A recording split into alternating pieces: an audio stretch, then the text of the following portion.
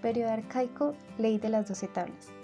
En el periodo arcaico se encuentra todo el derecho que se aplicó en Roma antes de la promulgación de la ley de las 12 tablas, las cuales marcaron el inicio de un sistema jurídico sistematizado. Este periodo histórico se da con certeza durante toda la monarquía, es decir, durante 753 y 509 a.C., y se encuentra en una fase de transición entre el fin de la monarquía y la integración de las civitas a la vida pública romana en el año 367 a.C. A este periodo también se le puede referir como el derecho antiguo, derecho quiritario o derecho apresívico, y su principal característica es que la gens y la costumbre serían el factor de regulación en la vida de las personas. Este termina con el paso entre un derecho de carácter tribal, donde las grandes unidades familiares decidían entre sí el curso de los asuntos públicos romanos, a convertirse a un derecho de ciudadanos de carácter individual, donde cada persona libre entablaba una relación directa con el Estado romano. La ley de las 12 tablas. La ley de las 12 tablas son el cuerpo normativo más conocido y probablemente el más importante del derecho de la antigua Roma. La elaboración de la ley de las 12 tablas se produjo hacia mediados del siglo V a.C., cuando el Senado republicano decidió enviar una comisión de 3 magistrados a Atenas para conocer la legislación del gobernante griego Solón, inspirada por el principio de igualdad ante la ley. A la vuelta de esta comisión, el Senado decidió construir otra comisión integrada por 10 magistrados patricios y presidida por un cónsul para la elaboración de la ley. El trabajo de la comisión duró un año, elaborándose las 10 primeras tablas en el año 451 a.C. En el año 450 a.C. se crea otra comisión, esta vez formada por patricios y plebeyos, que elaboran las tablas 11 y 12. A estas tablas se las denominó injustas porque mantuvieron la prohibición de contraer matrimonios mixtos entre patricios y plebeyos. Las 12 tablas serían ratificadas por el Senado y definitivamente aprobadas por las asambleas populares en los comicios centuriados. Las tablas 1, 2 y 3 contenían el derecho procesal privado, es decir, el procedimiento que regulaba las acciones de la ley, acciones judiciales en que en virtud de la ley de las 12 tablas podrían ejercer los ciudadanos romanos para la defensa de sus derechos. El proceso se caracterizaba por su excesivo formalismo. Las partes debían pronunciar determinadas palabras, a veces muy complicadas. Obligatoriamente, si querían, tenían la posibilidad de ganar el litigio o debían realizar ritos. Detrás de este formalismo estaba la impronta religiosa.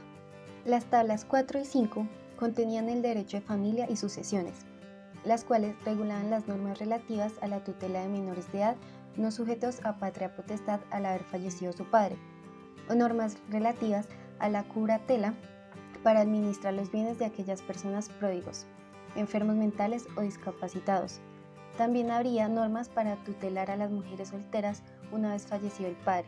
De ellas se harían cargo familiares próximos. Las tablas 6 y 7 contenían los negocios jurídicos de la época. Serían denominados el derecho de obligaciones y derechos reales. Estos regulaban el negocio jurídico en el que el deudor asumía la obligación de hacer la prestación al acreedor. En caso de incumplir, quedaría sometido a la potestad del acreedor sin necesidad de sentencia judicial. Las tablas 8 y 9 contenían el derecho público y el derecho penal de la época. Estos se caracterizaban porque contenían tanto normas muy arcaicas como normas modernas, lo que reflejaba un periodo de transición. En estas tablas aparece implícitamente la distinción entre dos ámbitos del derecho penal, el derecho público y el derecho privado. En el caso del derecho público, este se ocuparía de los criminales o ilícitos penales que eran atentados contra el pueblo romano, asimismo como la traición y los ilícitos más graves como el homicidio.